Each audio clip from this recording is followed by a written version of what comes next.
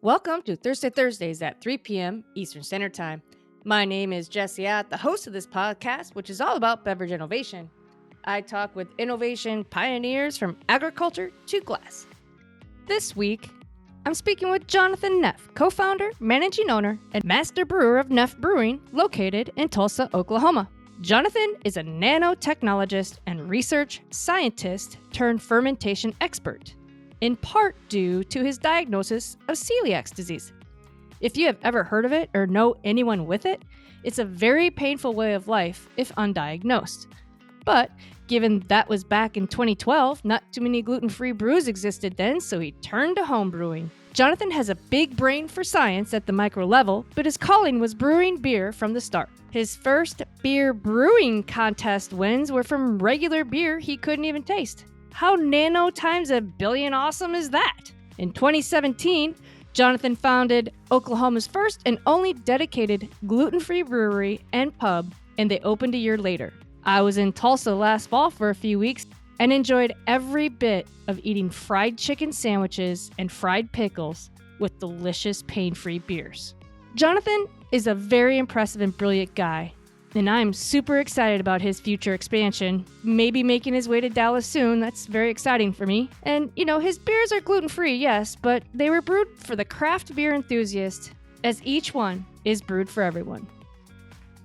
Thank you for listening, and be sure to subscribe to be notified of all new episodes. Hello, everybody, and welcome to Thursday Thursdays at 3 p.m. Eastern Standard Time. My name is Jesse Ott, and I'm super excited. I have Jonathan Neff, co-founder, managing owner, master brewer at Neff Brewing in Tulsa, Oklahoma. Hi, Jonathan. How are you? I'm doing well. How are you doing, Jesse? I'm doing great. I'm super excited to have you on. I know we've been kind of communicating over the last few months, and I was just telling Jonathan right before we started recording that I had the opportunity to spend a couple of weeks in Tulsa and discovered his brewery and went as often as I could because I'm not a celiac like Jonathan, but I can't process gluten, and so it's nice to have a nice, clean, heavy fried meal with fried chicken and fried pickles, which is awesome because I don't, that's not a thing. You have to make your own. But yeah, no, thank you so much for what you've done for the community and for the industry, and I can't wait to get into your story. Are you in Tulsa right now? I am. I'm just sitting here in my office at our office slash laboratory here at our brewery located in downtown Tulsa. Nice. Yes. Yeah. I love that area. In fact, I have a partner, so I'm within the LGBTQ plus community, and you have a flag. What do you call it? Street sign Yeah.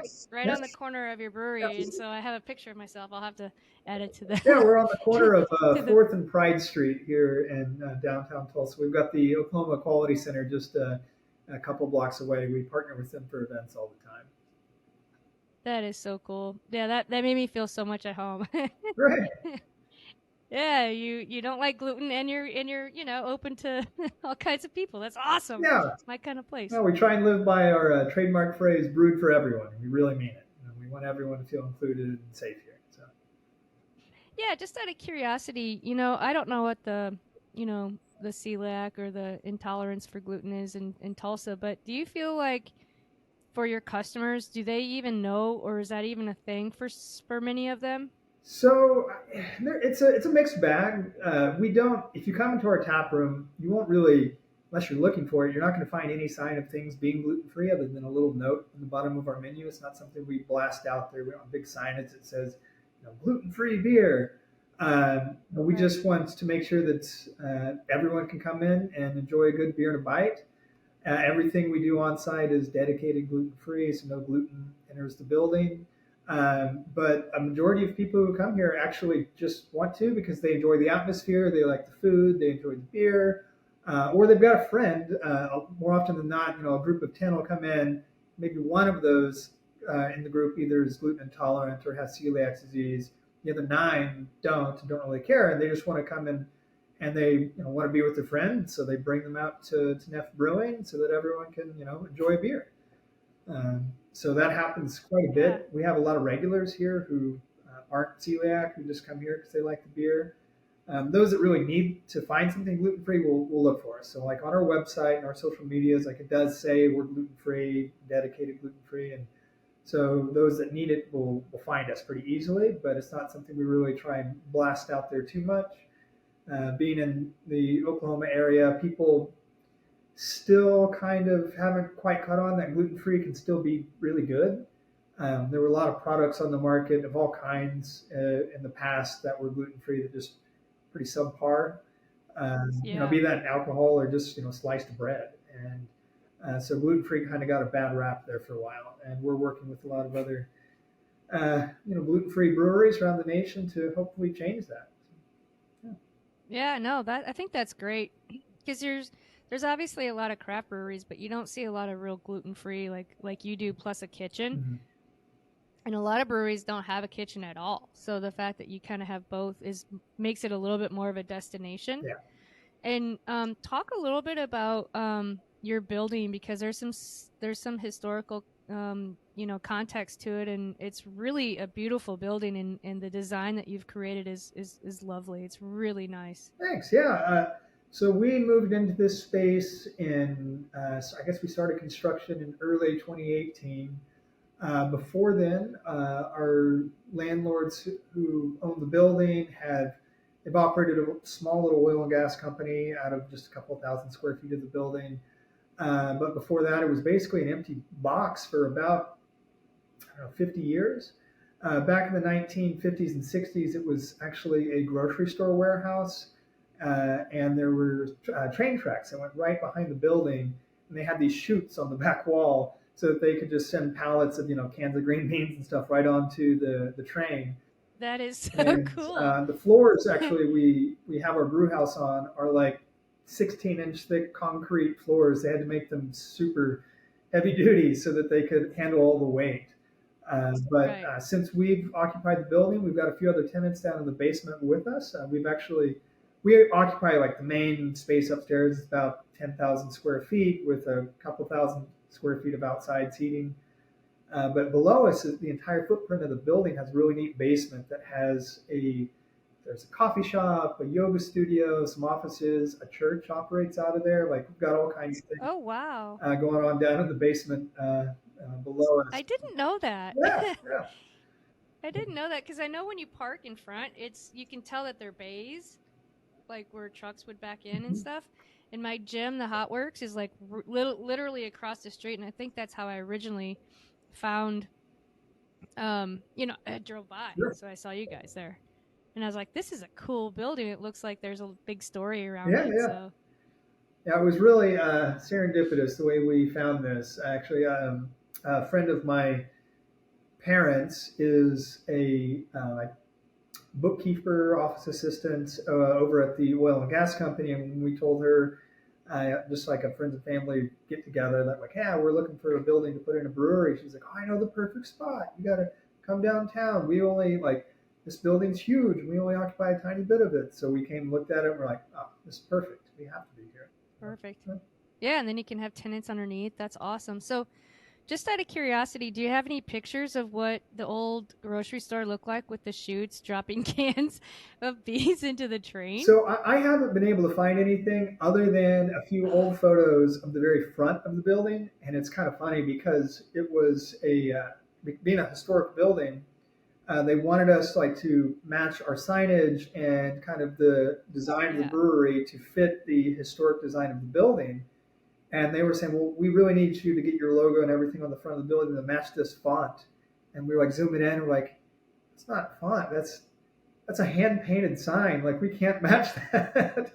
Like we can try our best, but we can't do that. Had a lot of back and forth with the historical society until they're like, okay, just make sure your sign can be removed if you need to or relocated. And we're like, okay, we'll take care of that. And we tried to keep the lighting to look kind of old timey and the same, but yeah. I think it does.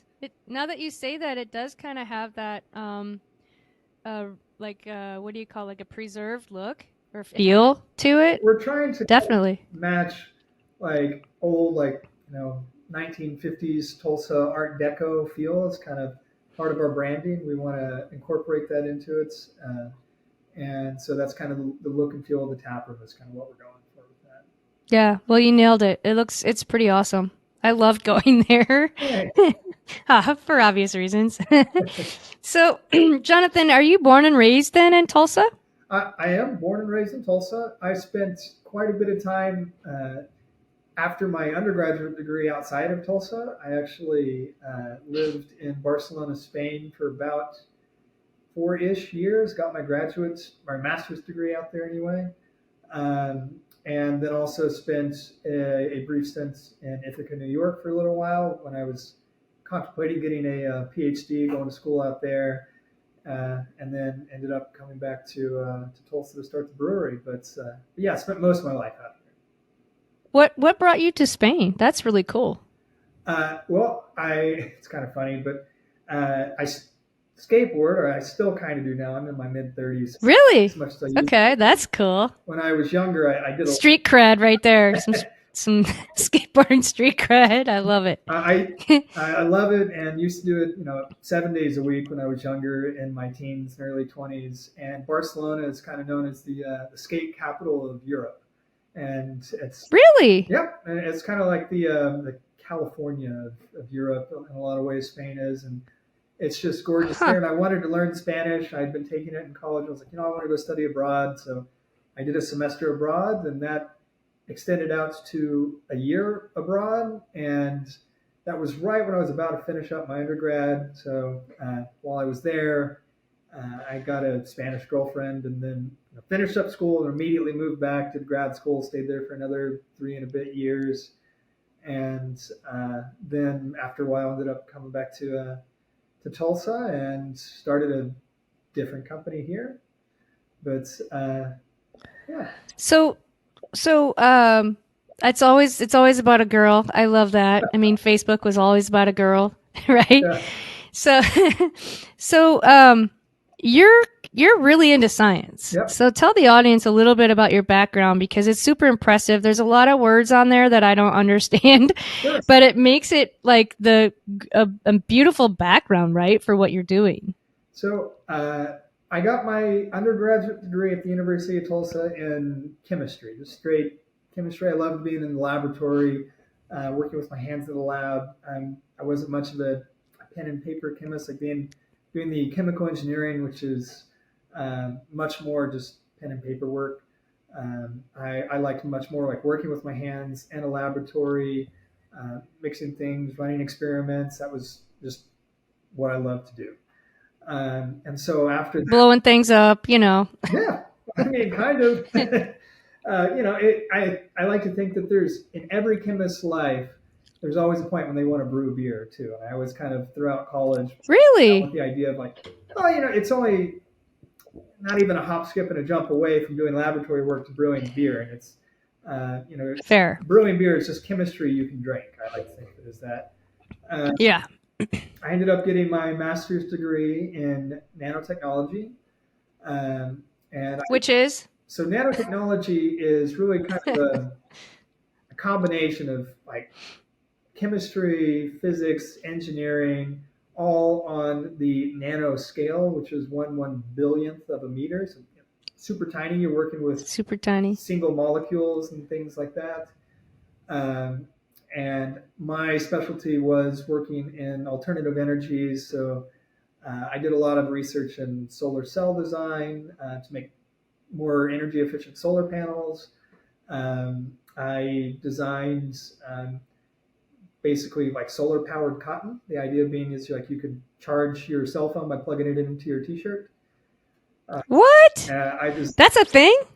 Did it work? So we got at least a few publications out of it. It's never been commercially made a thing, but it was my hope. The project idea was you could send it to, it would be something that was cheap, reusable, something you could send to, like third world countries and who don't have regular access to electricity to recharge their cell phones, to operate their businesses and things. And if you could just wear a shirt that was photovoltaic and could generate electricity by standing in the sun, then you could just plug your phone into it and charge it.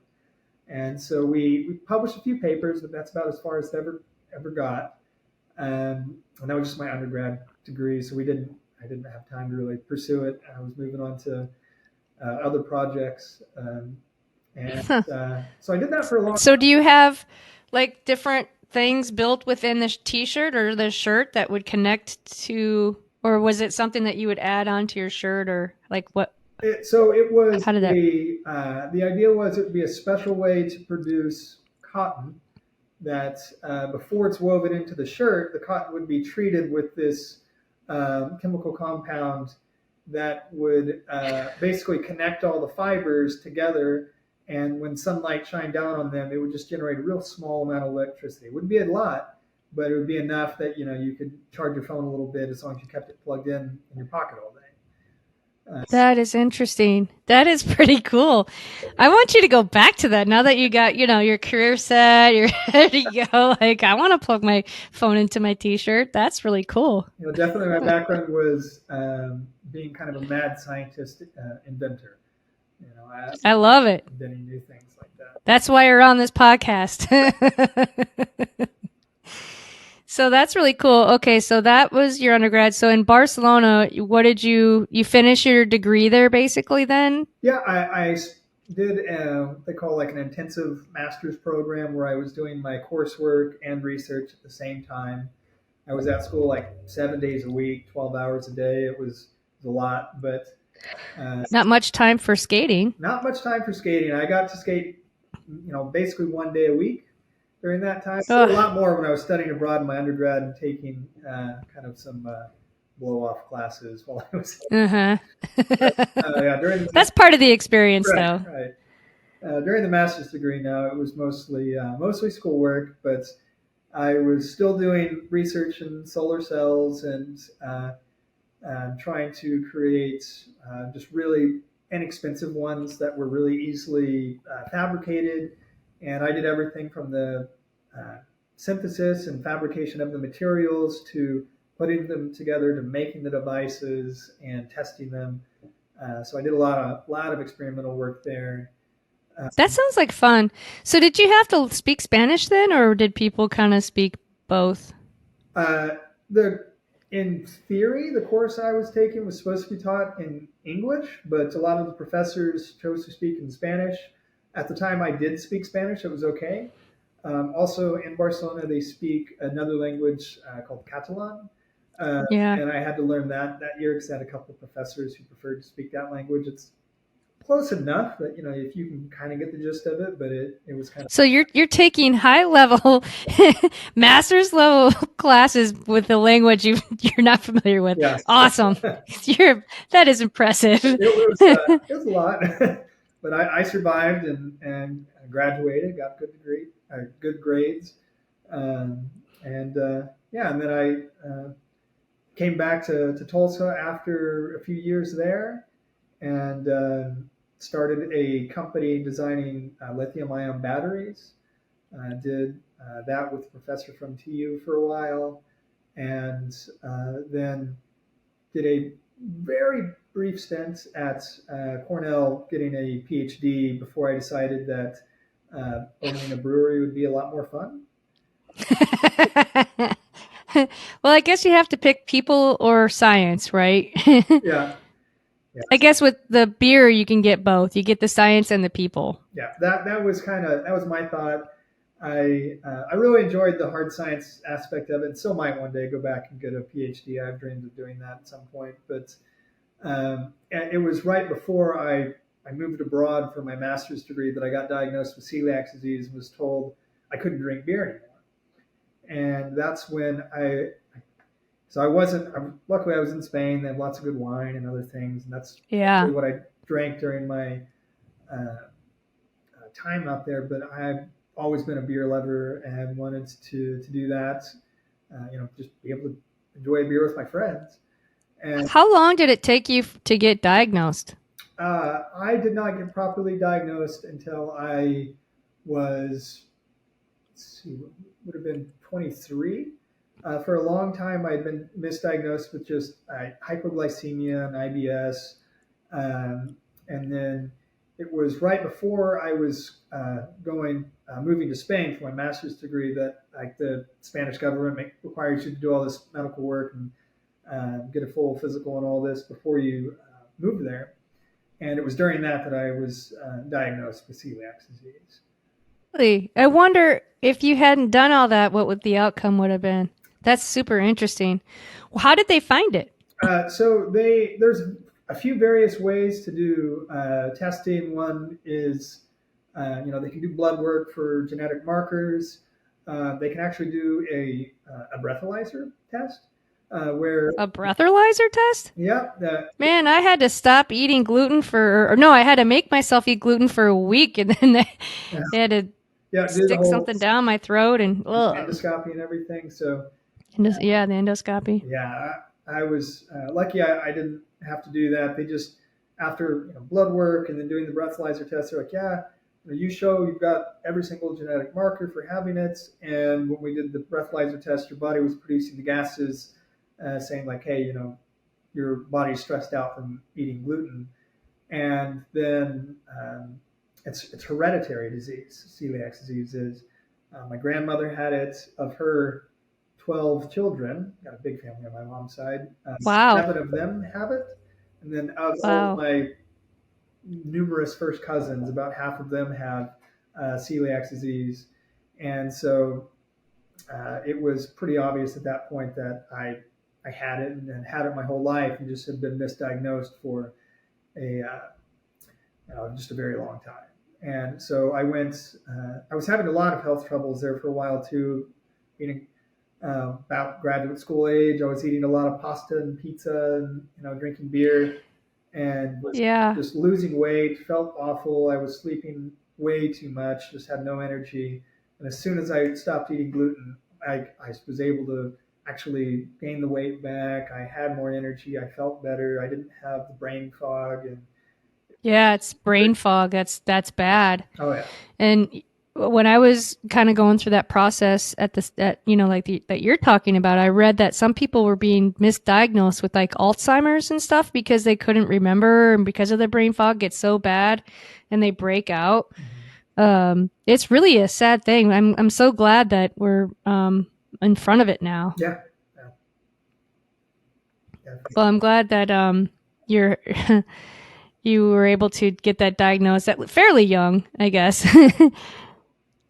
But and you were young enough to recover, I guess, when you're younger, versus us, me now anyway, being middle aged that I am. Yeah, I thankfully was able to recover pretty quickly, and within a year of my diagnosis, I was looked like a different person, and I felt like a different person. So it was great. After going 100% gluten free, I did over those first few months learn that it's not a gluten free diet is not something you can cheat on when you have celiac disease. Like there is no just a little bit won't hurt me. Yes, it will. Every Yeah. single time. I know, and then you see those, like French breads, especially if you're in Spain, you're going to see those delicious breads that are made over there, and you're like, oh, this is not fair. Oh, this is not fair. But I do think that they are a little bit more advanced, or they were Europe, at least Italy was or has been Yeah, I with it. really I lucked out with. I lived around the corner from this grocery store called Mercadona in Barcelona, and I don't know how true it was, but I had heard that the guy who founded the grocery store chain, his daughter or granddaughter, one of the two, had celiac disease. So they have like their in-house brand, and they make a gluten-free version of every single thing they make in the store.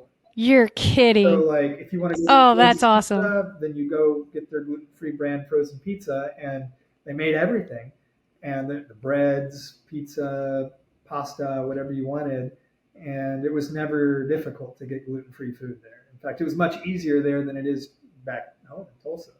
Mm-hmm. Yeah, for some reason they were very more advanced than we were, or I mean, I think we've caught up Hmm. to some degree. Sure. I feel like there was a race, and now there's like a couple of companies that are kind of still in it. Like is it Cannon House, and is it Cannon House or Cannon something, and Udi's are the Yeah, two big ones, I guess. something like that. Yeah. It's fall, so I just made my I found sugar pumpkins. So I made gluten-free pumpkin bread with cream cheese frosting, my favorite. Awesome. And then we have like this one pan with little teeny tiny bundt cakes that are like this big around. So for the audience, it's like 3 inches wide. They're really cute. So I made some bundt cakes as well. It was really fun. So it's fall when the Starbucks pumpkin spice comes out. You just gotta load it on. Yeah, we actually just a week ago, maybe a little more than a week ago, we just released our small batch. It's super limited, but it's a pumpkin chai ale. So we kind of do our own little Mm, spin on a just a regular pumpkin beer, and we add chai to it, and it's just delicious. that sounds great. That's exactly what I'm drinking right now. I've got a chai tea with pumpkin spice milk, Uh, oat milk, or chobani. Yeah, I love it. That sounds like be right up my alley. So, did you go to, you're in Barcelona. Did you end up going to any soccer games, or as they call it, football games, or did you get into that culture at all while you were there? I wanted to. Definitely I visited Camp Nou out there and saw where Barca plays. I didn't. I didn't get to go see any of the games. I was just too busy. Yeah. I was in Spain. Man, how long ago was that now? In 2000 and, was it 2010? I think it was when they won the World Cup.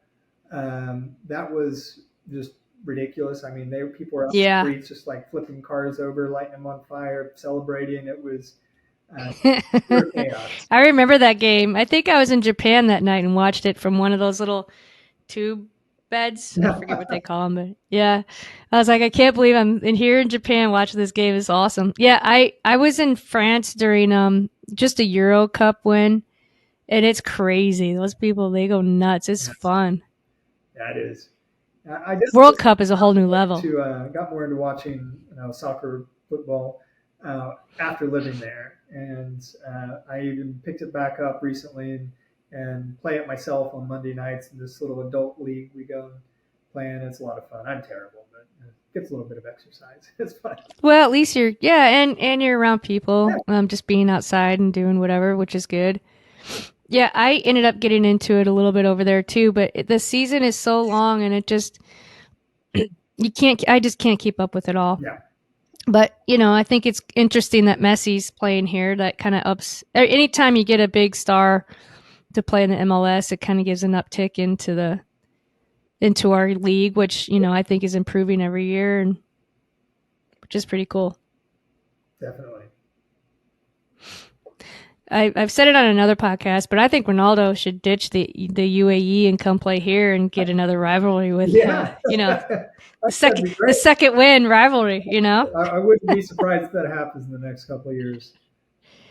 I think it'd be fun. It would certainly be fun for them. Hmm. It'd be fun for us Americans over here to kind of follow it. And yeah, I guess they were playing each other back when you were there. Yeah, Yeah, I lost interest in Ronaldo when he left Real Madrid. I can't get into Italian soccer and like it's just too much. Like I don't have the bandwidth. I know what you mean. Okay, so you're in Spain and you're wrapping up your I guess your is it a Hmm. master's Yep. in nanotechnology? What is it called? Yep. I got my master's in nanotechnology. What's kind of like a little subtitle in there of surface chemistry, so just very specific type of chemistry. So surface meaning solar, kind of the It's kind solar of just aspect. the chemistry, the chemical interaction that happens at the interface of two surfaces. Kind of what I was Okay. saying. So, in reference to like solar panels, just like the different layers inside of a solar panel, the chemistry is different. Like you can imagine like a thick set of material here, like whatever it is. The chemistry inside it is different than the chemistry on the surfaces, or how it's interacting with other materials. That is cool. So then you go to Cornell, you decide to brew beer instead. So when did you start brewing beer? Because it seems like you started brewing way before you opened the Neff Brewery. I did. It was several years before then, and I was just home brewing for a long time out of my parents' garage. I think I guess I started home brewing maybe about 4 or 5 years before I opened up Neff. And it was really just at that point, it was just a hobby, and it was just so I could have something to drink. It wasn't, oh, I need to, I'm going to go down this path and I'm going to open up a brewery. It was just, I want to be able to make some stuff so that myself and my family members can enjoy a good craft beer. And it was kind of fun. I've always enjoyed cooking for myself and kind of experimenting in the kitchen. And there's not a whole lot different. I kind of always say if you can make a casserole, you can brew a beer. Really? I It's might have to take you up on that. I'll have to come and test your theory. it's not that hard to brew a pretty good beer. Like just all things considered, and I think it's hard. The hardest part of brewing is brewing a great beer or brewing the same beer twice. That's where it gets. You have to like really get into the science of brewing to be able to. Well, isn't the temperature and the humidity and all that kind of come into play with that too? With the yeast and the fermentation, whatever. So, were you did you start brewing gluten-free beers, or did you start with regular beer? So I initially started out with totally just regular beer, just because I wanted to see if I could figure it out. I wasn't able to drink the final product. I just gave it away to people who could drink it. I was like, hey, is this good? Do you like this? And I was like, full on face mask, gloved up to my elbows and stuff while I was making it because I couldn't get it on me. And I actually entered a contest with one of those beers. Ended up, I think I took like second or third place or something like that. I can't remember. With one of the beers I'd never tasted before. And I was like, okay, well, I guess That's insane. I know what I'm doing here. And I was getting good feedback from the local home brewing community. We had the Fellowship of Oklahoma Ale Makers, FOAM, is the Tulsa chapter of the home brewing community. And we'd get together and meet, and people would trade beer, and I would get some feedback on it and make tweaks to my recipes. And I was like, okay, I figured out I know how to brew beer. Now's the time to see if I can brew gluten-free beer. And the first all-grain gluten-free beer I did was our very first rendition of our astronaut cookies oatmeal stout. Kind of Yummy. The idea being was there were gluten-free ales out there on the market of sorts. They were either made with sorghum or they were gluten-reduced beers and didn't have real great flavor. And I was always a big fan of stouts and porters before I was diagnosed. So I was like, I want to brew something that's, somewhere between like an Anchor Porter and a Guinness, but maybe a little bit sweeter. So I came up with this oatmeal stout recipe, and I will never forget it. My mom will never let me forget it. I was brewing in their garage, but I would let the beer ferment in their garage apartment. So I'm like carrying up 5-gallon buckets of beer up this flight of stairs, and I had this 5-gallon carboy with my first batch of astronaut cookies oatmeal stout, and it was bottling day. And I had gone through, I tasted it. It was great. It was going to be a great beer. I had this special like strap to hold my carboy. And when I picked it up to set it up on the counter, the strap broke, and a 5-gallon carboy just came crashing down and shattered. Beer and glass went all over the garage. The place reeked of beer for months. I was picking up glassware out of the floorboards and everything, and I was just heartbroken because it was the very first batch. I was so excited. I'd done so much research behind it and trying to figure out how to make this gluten-free beer. And on bottling day, it just broke. So I had to get everything together. I brewed late into the night, rebrewed the beer, and another month later, I was drinking some gluten-free stout, and it was great. But that's something we'll stick with. What a buzzkill, literally. But so that was your first one. Interesting. Okay. Yep, that was the first one, and then I just kind of started expanding out from there, growing my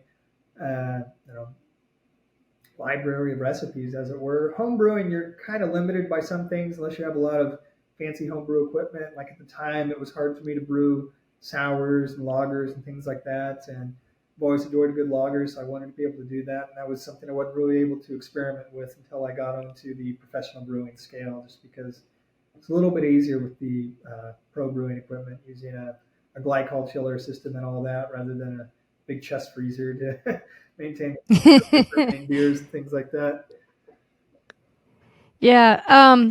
So did you reach out to anybody to kind of help you, or any mentors that kind of helped you through this process? Because there probably wasn't a whole lot of people attempting home brewing without gluten. There weren't many. I mean, most of us were.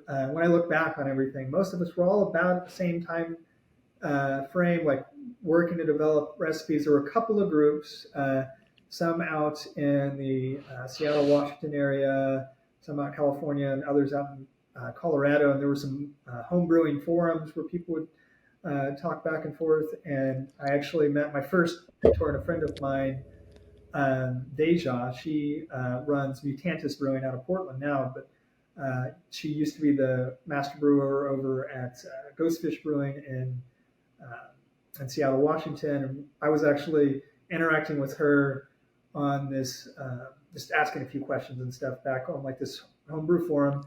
And then when I was visiting Ghostfish Brewing back almost, I don't know how many years ago it was now, 7, 8 years ago, realized that they were the same person when I met the master brewer over there, and we started talking and hit it off and became friends. And so she was a big help because she was really the first one to figure out, like, hey, use millet as a base malt when brewing gluten-free. Let's try these other grains. And not too much later, Holidaily Brewing opened up out in Boulder, Colorado. So both Holidaily Brewing and Ghostfish Brewing have really they helped me get my start. Proved to me that it was Nice. possible to brew gluten-free beer on the professional scale, do it well, produce a product that is delicious and that everyone wants to drink. Right. And not just those who need gluten-free beer, but to produce a product that is genuinely a good beer aside from being gluten-free. So they really helped me along the way. I've been really lucky to have great maltsters creating wonderful malts for us to brew with. Twyla over at Grouse Malting out in Wellington, Colorado produces great millet, buckwheat, quinoa, and other various gluten-free malts. And then Jim Eckert out in Chico, California, he produces all of the rice malt we use.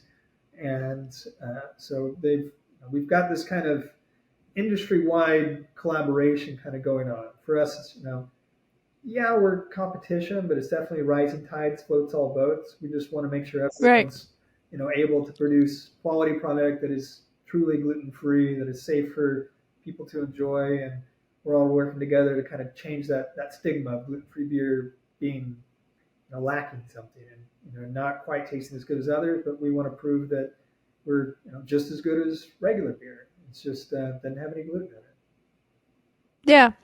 I like that philosophy because when you all rise together, Ted Basler, St. Michelle Wine Estates, had a saying, because Washington wine was always the redheaded stepchild for a long, long, long time. And he would say, when a Washington wine gets on a menu, we all win. And that's kind of the same philosophy. I like that because I think, too, you have sounds like half your family is celiac or a good portion of them. And there's other people that maybe not be diagnosed celiac, but have something like my condition where you just can't process it. So there's more and more and more people. Like for me, I would love to have access to more gluten-free craft brews here.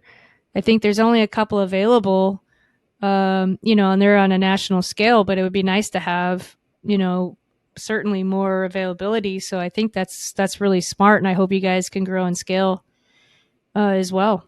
Thanks. Yeah, that's our hope for everyone in the industry. I was actually really excited when Holidaily started distributing out here in Oklahoma, just so I could have some other beer to drink. I mean, I enjoy the stuff I make, but it's nice to be able to sit down and drink a beer and just enjoy it, not sit there and pick apart all of my perceived mistakes. I'm like, I should have done this with this beer. Grab Fat Randy's IPA and just go, oh, that's a good beer. And just not have to worry about it.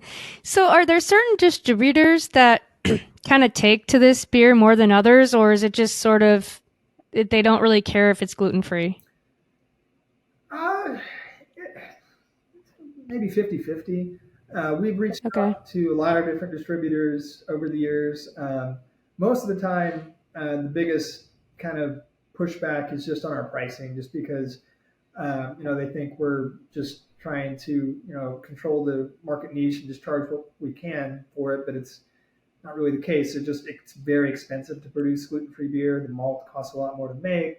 There's only a couple places in the world that make the malts we use. Really? Yeah, there's only really two. Where? So both Grouse and Eckerd are really the only ones that are dedicated gluten-free. So they don't produce. There's no barley in there. There's no chance of cross-contamination. There's a few other malt houses around the nation that have started to produce a few um, gluten-free malts, but because they're produced at the same facility where barley is being processed, there can be some cross-contamination. So there's only a couple really available to us. And it's just expensive because they're small startup businesses, and they're not produced on gigantic industrial scales. Barley is government subsidized. Their price per pound. Interesting. As for our malt costs 5 to 10 times the amount as regular brewers, so it costs more to make the beer. Cost more, plus transportation, plus. So, curious, you mentioned somebody in California was doing rice malt. Mm-hmm. So I've learned, because I'm kind of leaning into sake, and because I think it's a growing segment here, a small base, but it's a growing segment here. And I've learned that there's actually a lot of high quality rice that's grown in Arkansas. Have you heard that before? Yeah, we have heard that. And it would be great if we could get Eckerd to create a satellite malt house out there, and Arkansas a little bit cheaper shipping for us. Yeah, it's right around the corner. I mean, I wonder, what is the process of creating a rice malt? Like, is that an extra step, or is that something completely different than what they would be creating for sake? My understanding is the only real difference between the malts that we use for brewing versus sake is just the species of rice used. It's a very specific species of rice used for sake, and then they use more of the. I'm not a maltster, so I'm probably going to jumble up these terms, but they use like the way they use the germ inside the grain is different than the way we use it. Okay, yeah, I know they polish it pretty, 50 to 60% in some cases. So, for us, it's a little bit different. We also really want the hulls in there when we're brewing, because the rice hulls will really help in the lautering of the beer, and when we're recirculating in our mash tun, it just helps with the flow of the liquid through it. If you're just using millet and buckwheat without any rice in there, it becomes really difficult mash to work with. It's not impossible, but it's harder to work with. But I really enjoy sake myself. I actually just visited Japan for the first time back in March, and spent a couple weeks touring around out there and tried all different kinds of sake, and really, really enjoyed it, and have been trying to figure out a way to create a interesting rice lager that might be kind of semi sake inspired. I think that'd be really cool. It'd be fun to make something like that, but yeah, we'll see. I'm still working on paper. We went to Japan too for the first time and spent 2 weeks there in Tokyo and Osaka, and we went to Sudohonke. Did you go there? It's about an hour and a half trip northeast of Tokyo. I don't think we started out in Tokyo and then went south from there. We did a whirlwind tour where we spent 2 days in each city and just popped around. Did you go to Asahi? Nope. I was on like a guided tour called EF Ultimate Break, but it was a fun trip for sure. But definitely one of that sounds fun. It was a bunch basically it's like the aim towards an age group of people like in their mid-20s to mid-30s. They got a group. Oh, fun! 40 of us together to go tour around the country, and sounds fun. I brought a buddy of mine. He is actually a bar manager over at a sushi restaurant here in town. So he was really knowledgeable about the food and drink over there. So it was really fun to go run around with him and meet Oh some yeah. friends and go play around in Japan for 2 weeks.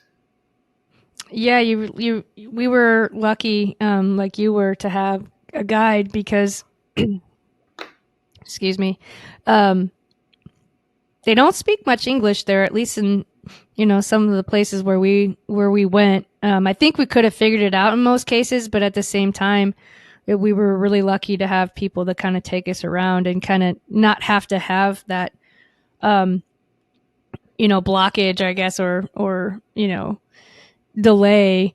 We wouldn't have been able to do as many things. So I'm glad you had somebody that can, and a tour too, I think would help kind of get you to the right places and It definitely helped, make sure we hit the highlights, and mm-hmm. Google Translate saved me a lot because Oh my once in a gosh. while, be able Yes, to we talked to our bartender. figure it out and type something in, hand the phone Yep. 15 times. Occasionally, you'd find some people who would, speak enough English to get around, but it was fun. I did a little, went out with a couple of friends and went to the Golden Guy district, and we went to these really small little bars. You walk up like a tiny little ladder, and you go up top, and there was like no menus, no English, and it was just a lot of like pointing and trying to figure things out and trying just getting drunk, drinking sake, and having a good Yeah. time. Trying to, we were trying to speak broken Japanese, and they were speaking broken English, and it was a good time. Yeah, you realize that their consumption habits are completely different than we are over here, and their dining experiences are different. Oh yeah. And the other major, obviously, difference as we're talking about sake is like we don't know anything about sake over here. Maybe in certain parts of the country, they're have more education and more people that are kind of out and about. But that's what really started. I was already into it because I'm kind of over the wine side. Because I think it's unique and fun. And then you go over there and you're like, oh my gosh, I'm in this liquor store and you're in rows and rows and rows and rows and rows of sake. And you're like, what is this? This is so cool. And everything tastes good. It's really cool. Yeah. 100%. I had a blast out there and just trying the different kinds and trying my best to learn a little bit about it. But most of the time, I enjoyed it. It was the first time I'd ever had cold sake before. I didn't realize it's like, you know, you get a lot more flavor out of it when you drink cold sake versus hot sake. And I really developed Yep. a taste for it. Since I've been back, I've bought a couple of bottles myself, and we'll break open a bottle for poker night, things like that. And I'll drink. There you go. Oh, I love that. I love that. That is so cool.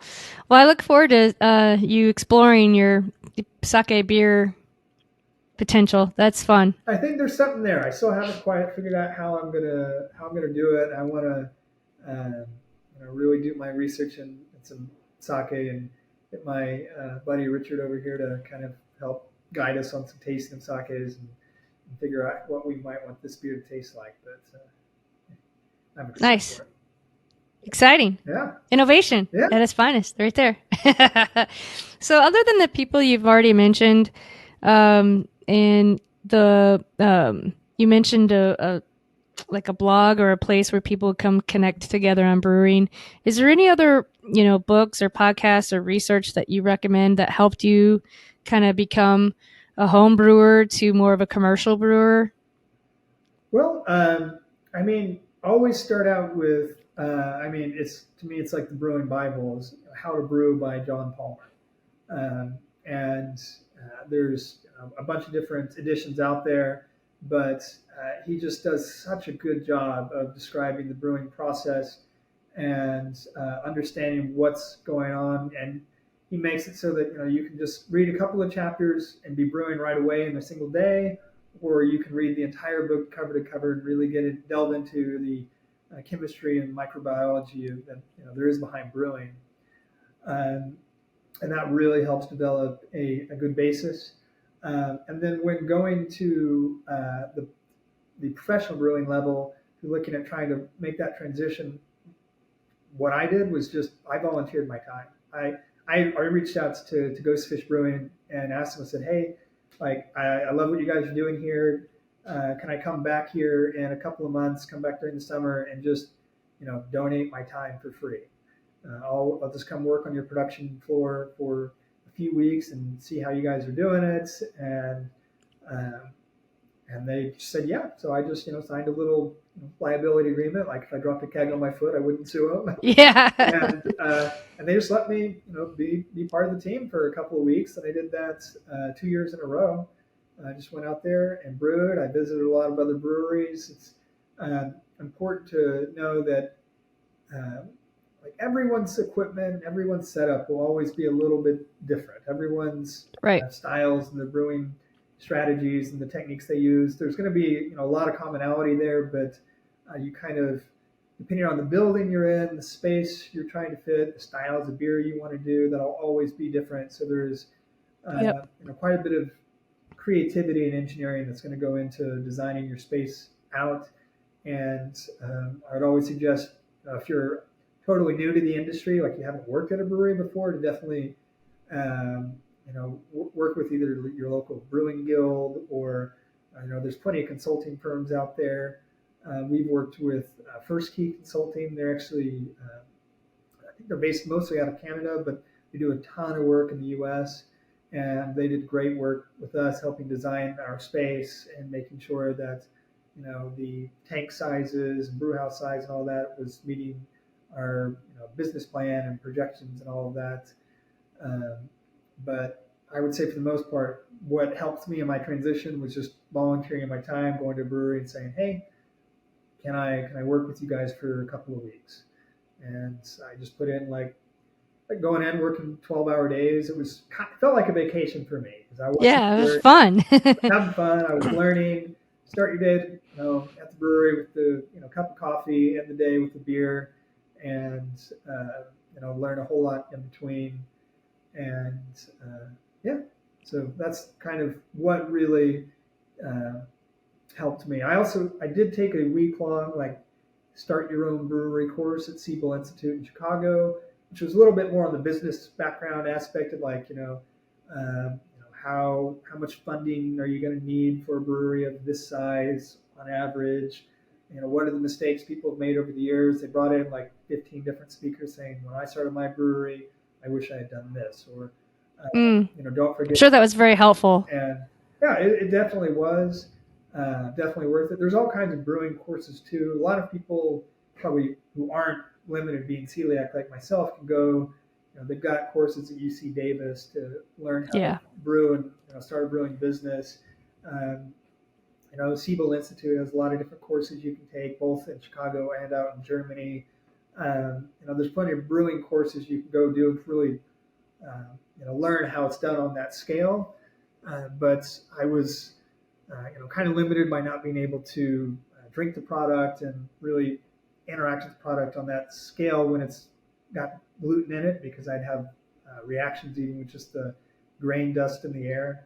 So I just relied on my background in chemistry, engineering, the hard sciences, and just dove into brewing as best I could. There's plenty of literature out there if you're doing if you're doing gluten-free. There's finally now a couple of books out there. Thankfully, people have started writing on the subject. But you should write a book. Yeah, right. With all the extra free time I have, but I've considered it, but I think there's other people who are a little bit better writers. I'd rather just get a group together to work with John Palmer and get a couple of chapters in his book to help homebrew. Okay. But there's a few people. I'm blanking on his name right now. Bob Keefe, I think his name is. I think he's got some articles he's written about it, and might have already published his book on gluten-free brewing. It's an interesting subject because there's a lot of different ways to do it. Every gluten-free brewery in the U.S. does it just a little bit different. We all kind of have our little trade secret recipes on how we produce the beers. We all use the same raw materials, but we'll treat them a little bit differently because they're kind of hard to work with. Millet, just like a teeny tiny little grain. Well, you also have microclimates too that kind of help shape those flavors and. Oh, definitely. and things like that. Yeah. So, what are your major pain points that you've run into, maybe on the distribution side or trying to get the word out? Uh, I think for me personally, it's just running a small business. I'm our master brewer, taproom manager, accountant, janitor, and just having the time and not overworking Time. myself, trying to find that balance where I can is difficult. With the distribution side of the business, it's really it's working with the retailers to kind of get them to understand why the product is a little bit more expensive being gluten free, and how to place this on the shelf. Like, trying to convince them, like, hey, yes, this is a gluten-free product, but if you stick us over in the gluten-free section, you're limiting those sales to the gluten-free consumers, which is an average of 1% of the market, maybe a little bit more in certain areas, but generally speaking, it's 1 to 3% of the population needs gluten-free, and they'll go buy that. So you're losing, 95 plus, even up to 99% of the market if you only put us on the gluten-free shelf. But if you put us in the local craft beer or the craft beer shelf in addition to that area, then you're selling craft beer and you're adding in that extra market that's been previously excluded from the craft beer market. So Right. it's kind of trying to convince liquor stores, grocery stores, like, hey, if you've got a gluten-free section, put us in both that and the regular craft beer. Or if you don't have gluten-free, just make sure not to separate us. Like, don't send us over with the seltzers and stuff. Put us in with the craft beer, and we've got it on the can. It's labeled that it's gluten-free, and you're just going to sell it to a much wider audience. We do our best to price the beer so it's at generally speaking, similar price point to all other craft beer in the market. Just pinches our margins, but we want to make sure that it's affordable for people to drink good gluten-free beer, and so that's a little difficult. Yeah. But when you think about all the imports that are in here, they're not cheap either. No. So I mean, yeah, maybe for a local craft beer, you're a little bit more expensive, but you can't be more expensive than some of the imported yeah, craft beers that come in. very true, and it's just about educating both the public Yeah. and the retailers, like with doing draft. Like right now, we only do draft in the state of Oklahoma. We want to grow our draft into the other markets we currently distribute in, but um, it's a little difficult because we worry there's always that chance of cross contamination if someone doesn't clean their draft lines. They pull off one keg of beer and then put one of ours on, and then those first couple of pours might have a little bit of gluten in them, and someone could get sick if they are celiac and need to drink our beer. So we are trying to educate retailers, like, hey, like, you have to either we have to go there and clean the lines ourselves, or you have to hire someone to clean them before we can attach this keg.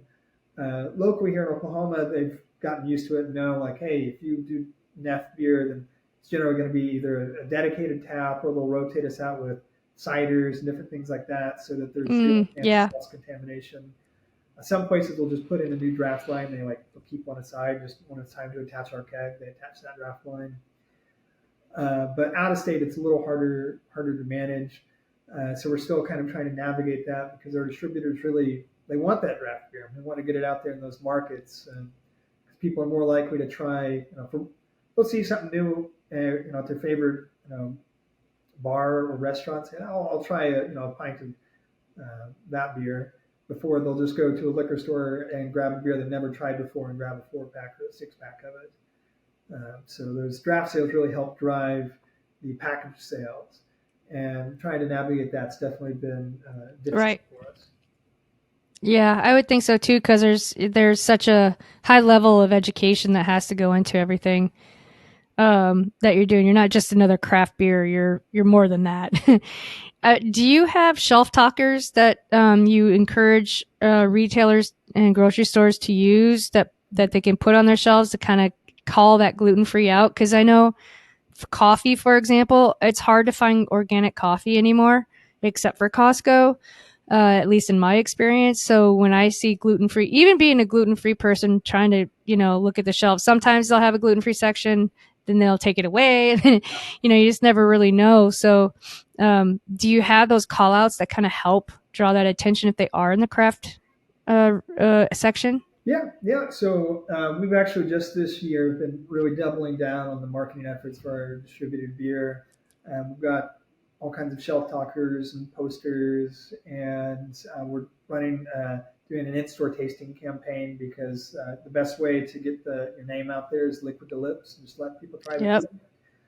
beer. I've personally been to a lot of in-store tastings where someone's never tried our product before. They'll be walking out with one case of beer, and they come and try ours, and they're just like, oh wow, I need to go grab a 4-pack of that or a 6-pack of that. And that's how you create fans of the product. But we definitely have those out there. On the face of every can we have does say naturally gluten free because they are from like from grain to glass. There's nothing in there there's no gluten to start with, so there can't be any in the final product. Right. And we note that on our packaging and on our shelf talkers. You'll see it's not huge on there, but it is listed so that people when they're reading it will see that. We still find that if you make it the focus of the branding, it's just a little difficult to capture the rest of the market and get people to try that beer. If you have someone who doesn't need to drink gluten free, and they have 2 different IPAs to choose from, or for example, and one says gluten free, and they don't really care if it is or not, they might grab the other one just because gluten free means it's missing something, right? It's free of something.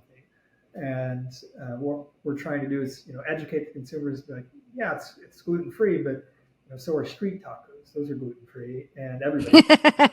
So Fair. Just because it's gluten free doesn't mean it's missing something. It just means it's made a little differently. And cleaner, I guess. Yeah.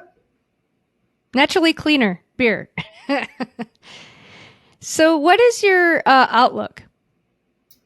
For Neff Brewing? We hope to continue to grow alongside brands like Ghostfish, Holiday League, Glutenberg, and become a regional distributor of gluten-free beer. Right now, we are kind of focusing our distribution around the central U.S. because there's a couple who go all the way up and down the West Coast, and there's some gluten-free breweries out on the East Coast, and Glutenberg has a pretty good control on that market. So we just there's a bit of a gluten-free beer desert, as it were, through the central U.S. There's a couple breweries up in the north area, like Wisconsin and Minnesota might have one too. But we just want to make sure we kind of cover that whole region. We might start distributing about a little bit farther east and west, just depending on what distributor feedback is and how well we're able to grow our production. I hope in the next couple of years to be building a larger production facility outside of Tulsa. It's just somewhere in a little bit cheaper rent to have a really big building to produce enough beer to cover that whole market. Right now, we're producing everything we need to right here in downtown in our brewery and brew pub. And that's kind of just the hope for us right now. We want to keep growing our tap room as well. Tap room is kind of where people get introduced to the brand. We love our flagship tap room and want to just keep growing this and keep growing its business.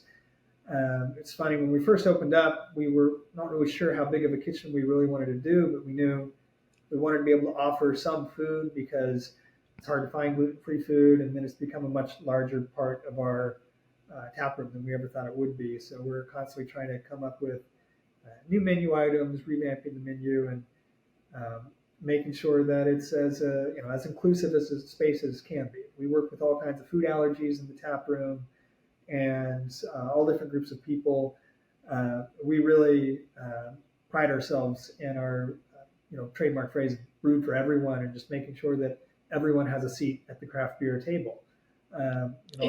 It's kind of something that people who don't have food allergies can't really relate to, but the idea of being excluded from something because of your allergies, really excluded from something for any reason, just is a really difficult thing to experience. And Yeah, I completely lost interest in beer.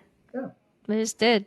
and It's just like, oh, I'm missing this whole craft like beer thing. This there were whole. so many times I'd go out with my friends to a craft beer bar and they'd all order some great things. And, I would, I don't know, order a glass of wine or a seltzer or something like that and just ask to smell their beers because I want to be able to participate. Hey, can I give that imperial stout a whiff? That sounds really awesome.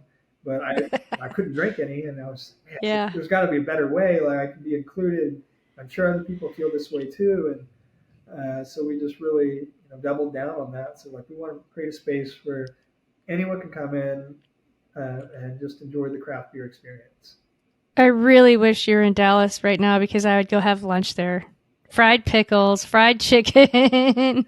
We Ah. we are hoping soon to be expanding our distribution back out to the Texas area, specifically in Dallas. We don't have a timeline on that yet, but we're in discussions with a few different distributors to see if we get back in the area. Oh, that'd be awesome. That'd be so awesome. I would be so happy. you know, um I forget who I was speaking with. It must have been, yeah, it was Athletic Brewing. I don't know if you've ever heard of them. They're a non-alcoholic brewery. They're the largest now in the U.S. They're amazing people doing amazing things. The marketing is outstanding. They're even in JetBlue domestic flights now this year. Awesome. So they're really just, doing really cool things. But what they were saying is that they've started reaching out to local craft brewers so that they don't have to do all the compliance and all the crap that goes along with doing NA beer or doing what you would call as a gluten-free beer. But then you could offer that in their tap rooms, and that would obviously include a lot more, not a lot more people because you say it's 5%, but it would maybe people that want to not eat as much gluten or have as much gluten in their diet, health wise or whatever, could be an opportunity too. Have you ever done or reached out to any other tap rooms or breweries? So we we've got a lot of collaborations this fall and upcoming spring that we're working on with other local breweries here in Oklahoma. We've done some in the past there's a brewery just, I guess it's maybe an hour west of Tulsa in Stillwater, Oklahoma, called Iron Monk Brewing. They were the first we worked with where we created a beer. It's kind of fun. We've got a space themed brewery. They've got a old west themed brewery, so it was cowboys and aliens. Was the beer Nice. and it was if I remember right, that one was kind of like an English IPA inspired beer, but with modern hops. It was really fun, and they had it on tap in their tap room, and we had it on tap here. It was all gluten free since we produced it and packaged it and everything here at Neff Brewing. Oh, cool. And we're working on a few other projects with some local breweries on doing that. I think it's really cool that Athletic Brewing has done stuff like that because it's really hard for small breweries to create non-alcoholic beer and do it really well. It requires a lot of expensive equipment to do it truly, to make a good product. Like there are things out there you can do to create passable non-alcoholic beer, but it's hard to package it and get it out in the market because of the pasteurization that's required, things like that. So like it's something we looked into and we're like, well, maybe one day when we open up our next facility, that would be something we'd want to add into our portfolio. But it's just too expensive to do on a large scale with the equipment that's required. So I think it's great that they're reaching out to breweries, doing stuff like that. We'd love to have some gluten-free, non-alcoholic beer out there. I've seen some gluten-reduced stuff, and I can kind of tolerate a little bit of gluten-reduced beer. Like I can have like one or maybe two, depending on the product, before I start to have a reaction. Yeah. It's gluten-reduced. There's still gluten in it. Yeah, it's crafted to remove gluten, and I have no idea what that means, but it doesn't. They don't seem to bother me too much either. Basically, they're adding in an enzyme that breaks down the gluten in the beer Gotcha.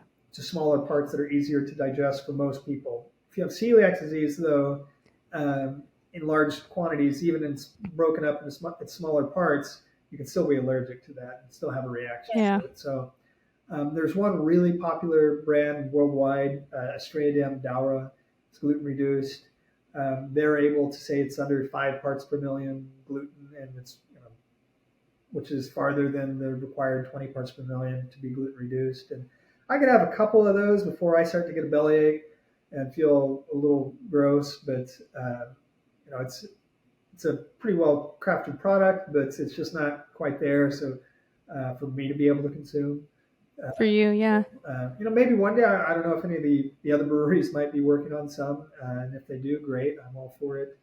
I know it's not a huge part of the market, but it's nice to be able to have a couple of non-alcoholic beers. When I was in Spain, actually recently for a visit, they make an alcohol-free version of the gluten-free Estrella Andara now, and it was nice to go to lunch and have a beer and not be able to stand up afterwards and be like, oh, I can go about my day. I don't feel like I've been. Yeah, exactly. I can go back to work. Yeah. It is really nice. I've experienced the same thing. So I think it's coming.